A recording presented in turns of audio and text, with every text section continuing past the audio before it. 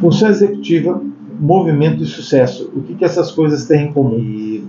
No sentido lato, que a pessoa consiga fazer melhores escolhas. E o que os estudos têm demonstrado que quem tem uma boa função executiva, melhor resultado em termos de escolhas na vida, porque ela não precipita, ela tem capacidade de análise mais eficiente e não toma decisões de forma impulsiva.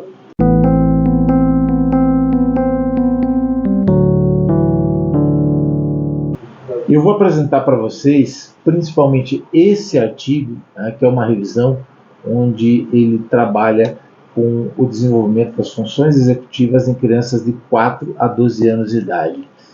E já de início, ele mostra que para você ter sucesso depende de criatividade, flexibilidade, autocontrole e disciplina.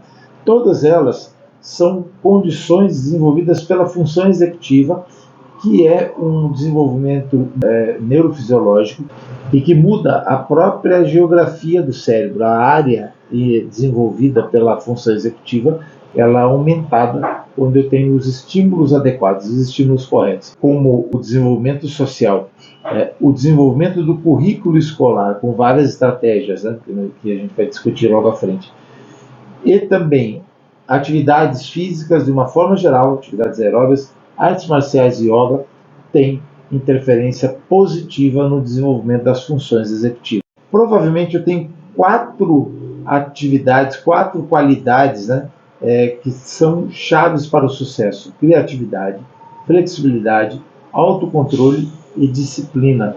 Sem esses condicionantes, eu não tenho uma chance aumentada de sucesso. Ou, invertendo a lógica, a minha chance é aumentada de fracasso. O que seria um fracasso? Eu não conseguir desenvolver aquela vida que eu poderia ter baseada nos meus potenciais. Então eu vou ter menos competitividade na vida profissional, pessoal, amorosa e assim por diante, porque são atividades que dependem destas 4 condições para tomar melhores decisões, que são decisões planejadas e não apenas decisões impulsivas. Os líderes de amanhã, ele considera ainda, eles vão precisar ter disciplina e estarem focados para ter habilidades, ter ferramentas que possam desenvolver essa compreensão, essa capacidade de escolha mais assertiva. E, obviamente, que depende de conhecimento, mas o conhecimento só é adquirido quando eu tenho disciplina, quando eu tenho capacidade de ter autocontrole e investir naquilo que eu quero desenvolver.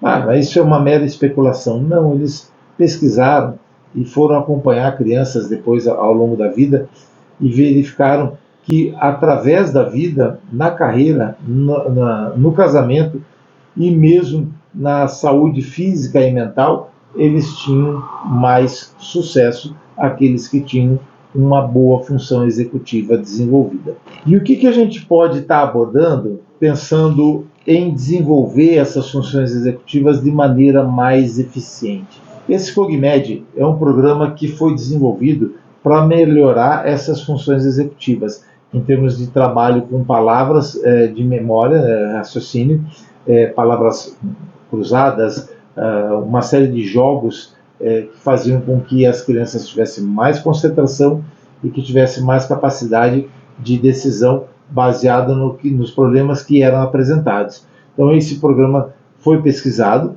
tem resultados aqui do ponto de vista científico, não é nosso objetivo aqui aprofundar no protocolo, no método que ele utilizava, mas apresentar que esse tipo de trabalho de memória, através do ensino, ele apresenta uma possibilidade interessante de melhorar a memória de trabalho e também as funções executivas. As pesquisas aqui apontaram nessa direção. Outra atividade que foi pesquisada foram os exercícios aeróbicos e os esportes. A simples capacidade física que você tenha desenvolvida a partir de atividades aeróbicas, que são atividades não muito complexas necessariamente, porque são atividades cíclicas como natação, correr, pedalar. A simples corrida, que é uma atividade natural, a partir do seu desenvolvimento motor, desenvolver essa habilidade de uma forma simples, mas as crianças de 8 a 12 anos que treinavam, tiveram uma flexibilidade e criatividade cognitiva superior àquelas que não fizeram essa atividade. Mas não era uma atividade tão leve, vamos considerar assim. Somente aquelas que tiveram uma alta dose de exercícios aeróbicos melhoraram as funções executivas. Isso significa que eu tenho atividades que estimulam de uma forma mais importante, como no caso das lutas, as funções executivas que a gente vai mostrar logo aqui na frente. Uma outra questão que foi comparada foi com os esportes de uma forma geral. E eles chegaram à conclusão que os esportes, porque tem um requerimento sustentado, né, de trabalho de memória, disciplina, ações disciplinadas, trazem também o jogo, o orgulho e também a ligação social, tem um efeito mais importante na sensação de se sentir sozinho e no mau humor. Nas artes marciais foi apresentado um resultado bastante interessante, porque eles verificaram que as crianças que praticavam o taekwondo tradicional comparado ao taekwondo sem ser com as características filosóficas do taekwondo tradicional, aí eles demonstraram que todos aqueles que estavam no taekwondo tradicional apresentaram menor agressão, menos ansiedade e melhoraram as habilidades sociais e a autoestima, comparado às artes marciais modernas, que não trabalham tanto esse aspecto de disciplina e o aspecto filosófico. Então, essa parte formativa, de ética, da graduação, da hierarquia, do respeito, eles têm uma importância muito grande na formação. E aqui apresenta essa relação que as duas, a parte física, é relativamente similar, mas o contexto, o conjunto das ações envolvendo esses aspectos adicionais da arte marcial tradicional fazem com que o resultado seja bastante diferente. Significa que eu estou trabalhando com uma formação que tem um aspecto filosófico mais importante do que a outra que trabalha somente a questão física. Tenho ganhos.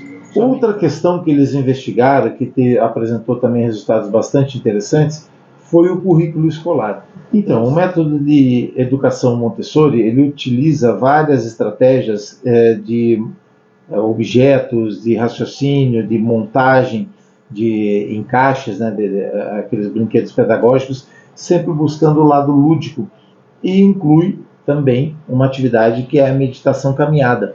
Então, o método Montessori faz com que as crianças tenham mais adesão a ele, até porque é mais prazeroso, né? É uma das estratégias, ao invés de ter a educação formal, onde envolve as crianças ficarem quietas e prestando atenção numa atividade, uma exposição, muitas vezes monótona do professor lá na frente, e faz com que elas participem mais, inclusive, da solução dos problemas que são apresentados. Não é um problema que tem uma solução única, mas elas vão achando alguns caminhos. Isso faz com que, como é na vida, você encontre soluções para diversas coisas que não estavam previstas, até porque você não tem uma previsão clara da vida, né? Você tem que resolver os problemas conforme eles são apresentados, e não de uma maneira já categorizada, uma vez que não é assim que a vida de ninguém funciona. Ao longo da sua vida, você faz projeções que acabam não se concretizando, e que você tem que tomar algumas decisões alternativas daquilo que era a ideia inicial. Essa meditação caminhada tem relação com o autocontrole emocional, e quando eu faço isso, eu consigo ter mais capacidade de enxergar os problemas com calma, analisar e depois tomar uma decisão. Um outro instrumento que foi investigado foi esse PATS, Promotion Alternative Thinking Strategies. Esse instrumento também tem comprovação científica, já tem métodos na internet, é fácil de achar um tutorial de como que ele funciona, mas a princípio o aspecto lúdico dele é um fator preponderante. As crianças são colocadas em interação com uma série de estímulos, com histórias, problemas que são apresentados para eles, e eles vão ter um desenvolvimento que é lúdico e não, novamente, não de uma maneira curricular formal, que você tenha simplesmente que decorar conteúdos e assim por diante. O que foi demonstrado também em pesquisas, que através desse treinamento de verbalização, alguns sentimentos e praticando conscientemente o autocontrole, estratégia de autocontrole, esperando antes de agir, seria uma reflexão, são enfatizados. Eu torno a pessoa, obviamente, mais reflexiva, mais calma e mais ponderada na tomada de decisões. Como a gente já viu, a tomada de decisões impulsivas, sem eu fazer análise de prós e contras e pesar isso dentro de uma balança de informações que eu tenha para poder escolher qual seria o melhor caminho num determinado momento, faz com que eu tenha resultados positivos para quem faz a reflexão e mais pendendo para os negativos para quem é impulsivo e não raciocina precocemente. A Chicago School Readiness Project, que já tem comprovação e tem seus protocolos colocados aí na internet, e ele é baseado em alguns princípios que são similares a todos esses métodos, né?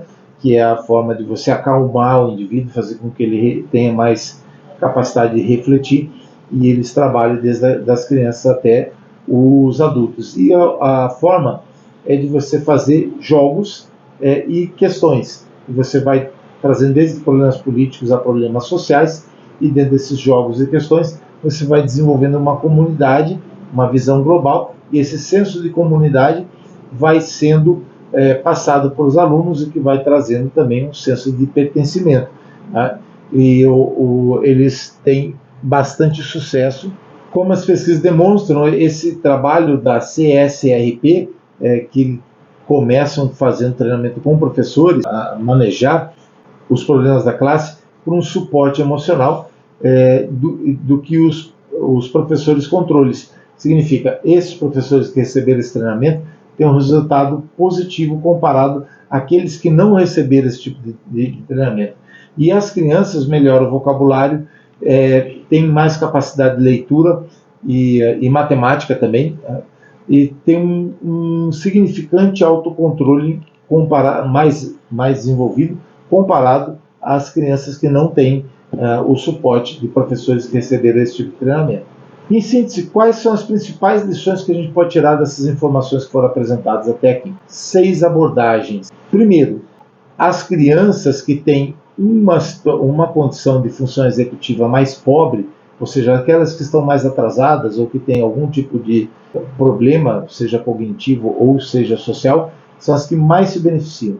É mais ou menos o que a gente fala no treinamento como efeito piso e teto. Quanto mais próximo você está do teto, menos potencial você tem de crescimento. Quanto mais longe, quanto mais na base você está, em desenvolver suas habilidades, você tem todo o potencial ainda a ser explorado. Tá? Então, isso aparece aqui também nesses resultados. A maior diferença entre esses programas que melhoram a função executiva e os participantes, né, do grupo controle, são constantemente achados nas medidas de funções executivas. Significa que quem participou desses programas, dos vários tipos que a gente apresentou até agora, tem um desenvolvimento melhor do que as que não participaram. Os resultados desses grupos que receberam intervenção, eles aparecem muito nitidamente quando o controle das funções executivas são requisitados. Então, aí, ou seja, quando você sofre a demanda, você tem potencial, você tem um repertório, você tem um arsenal mais eficiente de equipamentos, né, para dar resposta a essa demanda comparado àqueles que não receberam esse treino. Uma outra questão importante, o treinamento de função executiva, ele parece ter uma transferência, mas essa transferência é pequena. O treinamento que focavam somente na visão espacial, por exemplo, itens de visão espacial, eram um pouco transferidos para o material verbal, ou seja, a capacidade verbal. Isso está muito parecido, muito em cima do que a gente fala no princípio do treinamento, que é o princípio da especificidade. Se eu vou treinar, por exemplo, para desenvolvimento de força, eu tenho um ganho cardiovascular? Sim. Se eu for treinar a parte cardiovascular, eu tenho um ganho de força? Sim, mas a transferência é modesta. Significa, eu vou ganhar muito mais força treinando especificamente força e vou ganhar muito mais condição cardiovascular treinando especificamente cardiovascular, e a transferência é limitada. Significa que eu tenho que treinar aquilo que eu quero desenvolver. eu só posso te dar um remédio específico para um problema específico. Então, dando segmento aqui, o exercício sozinho pode não ser tão eficaz para melhorar a função executiva como o exercício mais características de desenvolvimento das artes marciais tradicionais, onde envolve todo esse processo aí de hierarquia, disciplina e as questões filosóficas na formação dos alunos. Ou ainda, uma outra possibilidade é o exercício mais o mindfulness, a meditação, onde eu tenho um controle mental necessariamente incluído para poder desenvolver minhas habilidades de meditação. Muitas atividades podem desenvolver funções executivas, mas ainda precisa de mais estudos para outras possibilidades que não foram ainda abordadas, como, por exemplo, o treinamento com música, os esportes de uma forma geral. Todos eles têm um desafio, não só físico, mas um desafio cognitivo também. E uma outra questão que é fundamental: as práticas só vão ter efeito se elas forem repetitivas. Eu preciso dar continuidade a atividades que são feitas esporadicamente, tem pouco benefício.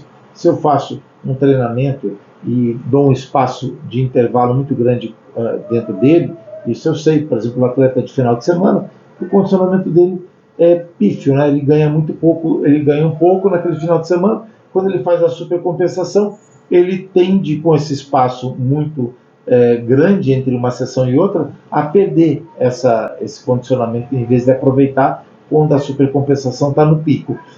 Isso parece acontecer também com as funções executivas. Então, para eu ter benefício, eu preciso da regularidade. Uma outra questão é que várias dessas atividades dependem de investimento, mas isso é um investimento com retorno. Para colocar essas sessões computadorizadas, treinamentos computadorizados na escola, eu preciso investir em equipamento, gente treinada e assim por diante. Também, nas artes marciais de yoga, preciso investir em professores qualificados. Mas esse ainda é relativamente mais barato, porque a gente tem capacidade de treinar os professores, como a gente dá aula no curso superior. Podemos treinar os professores com cursos de capacitação de curta duração, com técnicas relativamente simples, que eles podem transferir isso para os seus alunos e ter grandes benefícios. Ou seja, um investimento muito retornável e de baixo custo. Uma outra questão que a gente já conhece de longa data e que pouco mudou, você vê que o sistema é complicado, né? Mexer com o sistema não é uma tarefa pouco desafiadora, mas sim muito desafiadora, porque a gente já sabe, isso aí desde a época que eu entrei na faculdade, no início da década de 80, mas isso se sabe desde a década de 40, com estudos lá que já existiam na Alemanha, que não se pode esperar que crianças muito jovens vão ficar paradas por um longo período, vão ficar prestando atenção, vão para uma classe de aula sentadas prestando atenção no professor lá na frente. Esse é um método que já era ultrapassado há pouco mais da metade do século passado, e a gente ainda continua repetindo muitas dessas coisas. Uma outra questão para a gente entender e fazer agora um apanhado e levar isso para uma conclusão prática e aplicada é que o estresse, a sensação de solidão, não estar bem fisicamente, todos eles prejudicam a função do córtex pré-frontal, ou seja, as funções executivas, a minha tomada de decisões, a minha capacidade cognitiva é prejudicada se eu estou nessas condições: estresse, solidão e nível de condicionamento físico ruim. Isso significa que o indivíduo descondicionado objetivamente não pode estar saudável. O exercício físico, vamos falar disso mais aprofundadamente num outro vídeo, ele é um sistema fisiológico. Se você não está com o sistema ativado, tem um sistema fisiológico seu que está funcionando muito mal. E as melhores abordagens, os estudantes são em coisas que eles têm interesse, que sejam apaixonantes, que desenvolvam a parte também libidinosa, para ser um pouco freudiana aqui, que eles façam aquilo como uma parte de desejo, trazendo para eles o prazer, o desenvolvimento de lúdico, mas também orgulho daquilo que eles estão fazendo. e poder até falar disso para as pessoas. Olha, eu estou praticando jiu-jitsu, eu estou praticando kickboxing, ou mesmo uma outra atividade, eu medito, e falar disso com uma satisfação e orgulho. Isso faz com que eles tenham muito mais adesão. Mas, como já dito, sem atividade física tem um sistema que não está funcionando. Portanto, eu preciso buscar esse tipo de recurso, e o recurso do movimento ele tem que estar na base pedagógica das escolas. Se estiver faltando isso, está faltando alguma coisa extremamente fundamental na formação do desenvolvimento cognitivo, das funções executivas, da tomada de decisões, da capacidade desse indivíduo ser um ser humano mais completo e mais satisfeito com a vida que ele vai obter a partir das suas escolhas um tanto mais acertadas do que aqueles que não tiverem essa oportunidade. Se você gostou desse vídeo, deixe seu like, se inscreva, comente e nos vemos no próximo. Um grande abraço.